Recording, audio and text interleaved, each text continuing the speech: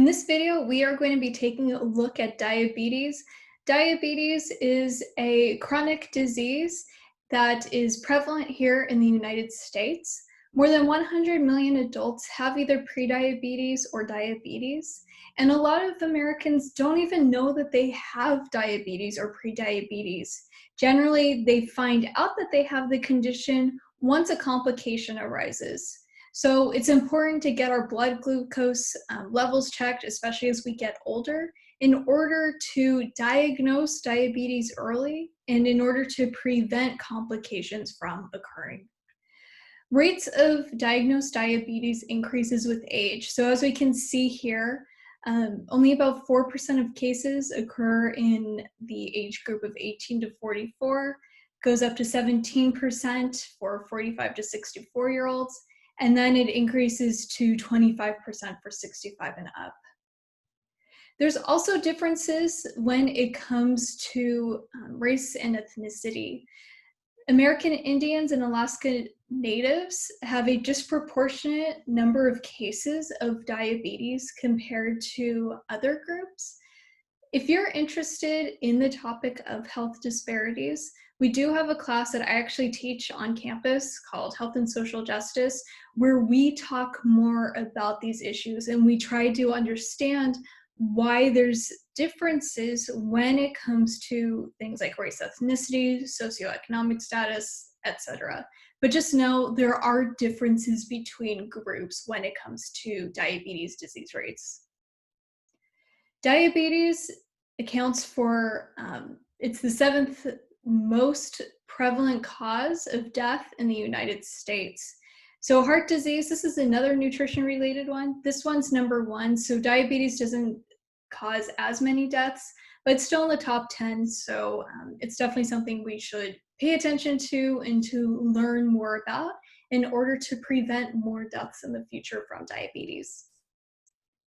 Diabetes is very costly. It's costly both to the person and their family that has the diabetes, and it's also costly to our healthcare system as well. All right, so now that we have a little bit of an understanding as far as statistics, let's try to now get an understanding of what diabetes actually is. Our pancreas is an important organ when it comes to glucose control. Within the pancreas, we have something called the islet of Langerhans, and with these groups of specialized cells, we have beta cells and alpha cells. Beta cells are responsible for releasing insulin.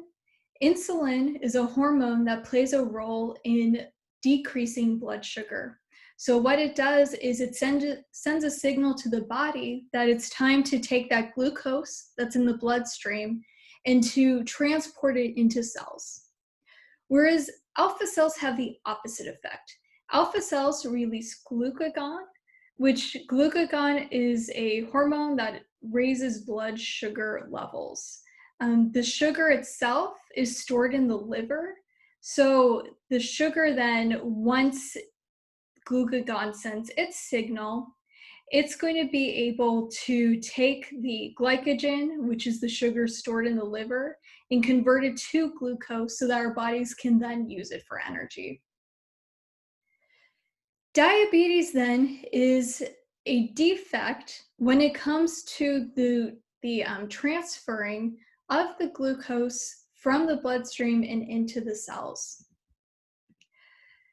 Type 1 diabetes, this is an autoimmune response that destroys the beta cells, which are the ones that create insulin.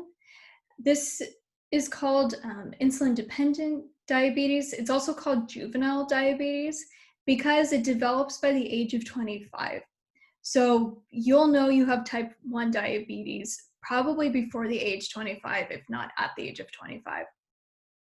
This is primarily caused by genetics. However, they are starting to observe that there are some potential environmental factors that might contribute, such as the rubella virus.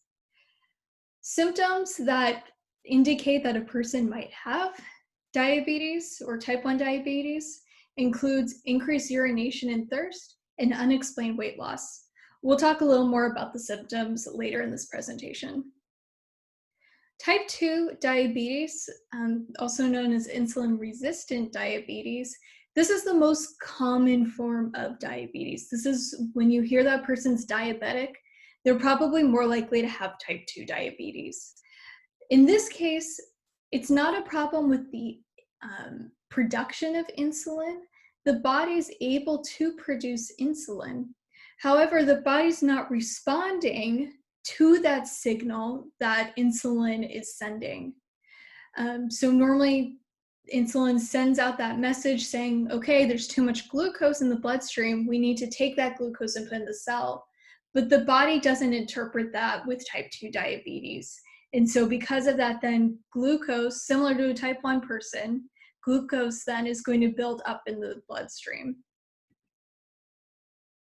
Now, something that I think students often get confused of is they think that the sugar or simple carbohydrates themselves are the cause of type 2 diabetes. This isn't necessarily the case. As you can see here from this image that I created, simple carbohydrates, they lead to excess body weight or excess visceral body weight. We have visceral and subcutaneous fat. Those are two different types of fat. Visceral fat, that's the one that surrounds your body organs. And if there's an increase in that fat, then that's going to inhibit certain messages from being sent, including that message that insulin sends to the body. Now, obviously, simple carbohydrates aren't the only reason that body fat might become more than is necessary. Saturated and trans fats can contribute to this, physical inactivity, our metabolism, genetics, etc. So all of these can contribute to excess body fat. When it comes to type 2 diabetes, then there's other things besides this excess body fat that also play a role. For instance, a person will have pre-diabetes prior to diabetes. Physical inactivity plays a role, family history, etc. Gestational diabetes is insulin resistance during the last trimester of pregnancy. There's several causes that can bring about gestational diabetes, and generally the treatment's just dietary changes and trying to limit weight gain. Because the baby's becoming, quote, overfed, it's going to result in a larger fetus when it's born. And often because it's larger, that means that C-sections are more likely for women who have gestational diabetes. Another interesting point is that a person that has gestational diabetes, they're more likely to develop type 2 diabetes in the future. And something I don't have listed here, but that I learned recently, is that the child of the person that has gestational diabetes, they're also at an increased risk for gestational, or not gestational, but for type 2 diabetes. Prediabetes, these are precursors to type 2 diabetes. It's high blood glucose levels, but not high enough to be type 2 diabetes. Now, the good news is that with prediabetes, this can be reversed. They found in the National Diabetes Prevention Program that lifestyle changes have radical effects when it comes to reversing your prediabetes. So they actually didn't see the study all the way through. They actually stopped the study early because that's how much success they were seeing with the study. So you'll see these diabetes prevention programs throughout the country now. I actually worked with one during an internship at Sharp a few years ago, so they're implementing this as well. And they're, again, seeing positive effects when it comes to implementing these lifestyle changes for people with prediabetes.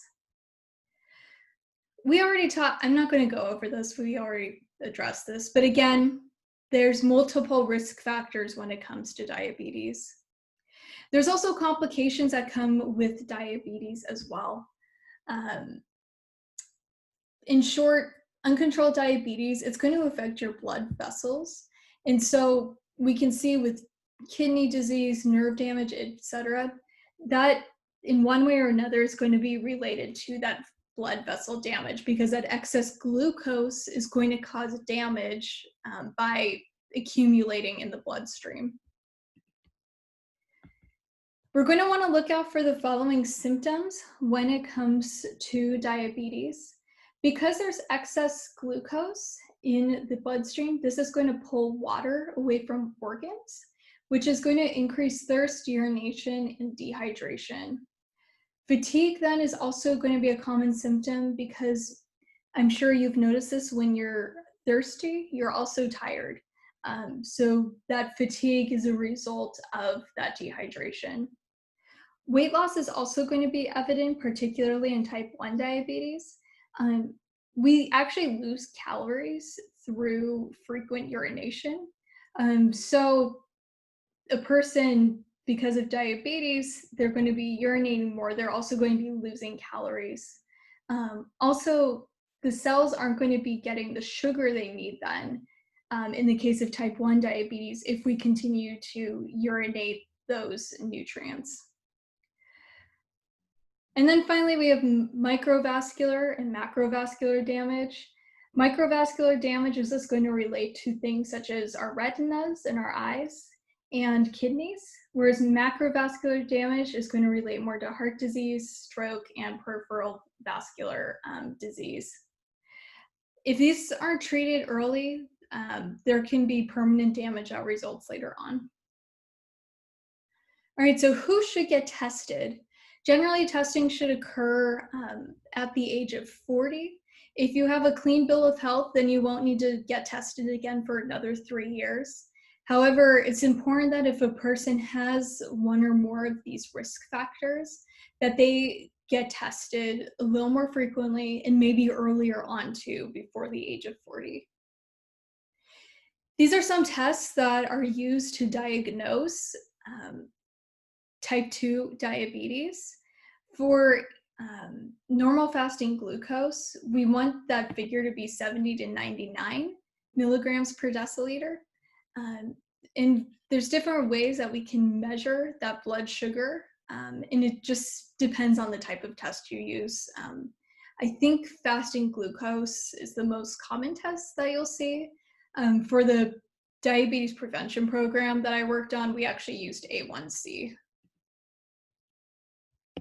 It can be hard to treat diabetes at first, just because each person is different as far as their diabetes, as far as how their bodies process things. So it takes time to figure out what to eat, how much to eat, the amount of exercise, and if drugs are necessary or not. There's also going to be challenges with hyperglycemia, which is high blood sugar, and hypoglycemia, which is low blood sugar. We'll look at that in a second. But then also ketoacidosis can occur. This results when fats are burned in excess, and then as a result of that, acid builds up in the bloodstream, and so these symptoms can occur. This is more of a concern for type 1 diabetics. However, we can observe this in type 2 diabetics as well. These are the various symptoms when it comes to hypoglycemia versus hyperglycemia. So again, these conditions, their symptoms are going to differ for the most part. Some of them, like blurred vision, for instance, is the same for both. But for both of these conditions, it's important to seek medical attention. There's different ways that diabetics can manage their diabetes. The first is to follow a diabetes meal plan. So being aware of your carbohydrates and carbohydrate counting. Also, making sure to engage in physical activity daily. Generally speaking, we recommend lower amounts of physical activity to start, especially if the person is not used to exercising. However, with time, we can start to gradually increase that exercise. It's also important to take the appropriate medication. So for type 2 diabetics, sometimes they just need to take medication and they don't need insulin. A very common medication that's used is metformin. It's also important to check your blood glucose levels. So there's different types of ways that insulin can be delivered to the body. It's going to be dependent upon your insurance and what your insurance can afford. It's also dependent on what you're personally comfortable with. The insulin pump is going to be the one that's the most expensive, but is also the easiest to use, whereas the insulin syringe is going to be the least expensive. However, it also requires the most trial and error because you're having to dose yourself how much insulin you need, which can be difficult, especially for someone who's newly diagnosed.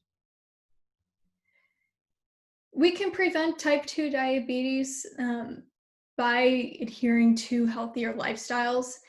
So we already talked about physical activity and our diet, making sure that we're managing weight. Sometimes though with type 2 diabetics, they might not know they have diabetes and they might not fit the mold for being a type 2 diabetic. Sometimes with people, they have more visceral fat, but they don't have a lot of subcutaneous fat. So subcutaneous fat's the fat that we see more, and that when we complain about wanting to lose weight, we're more so talking about subcutaneous fat. But the visceral fat's the one that sits around our organs. So if a person might be of a thinner build, but they have a lot of visceral fat, well, it might be hard for them to know that they have diabetes until something happens. And then smoking. Smoking causes damage to our blood vessels. So this can also be detrimental when it comes to diabetes. All right, and I think that's all I have for you in this particular side set. There is a documentary that I have posted in the supplemental videos. It was published, I think in either March or April of this year, 2020. So if you're interested, take a look. I found it very fascinating, very eye-opening. It's about an hour long, but again, if you have the time, highly encourage it. Very, very interesting.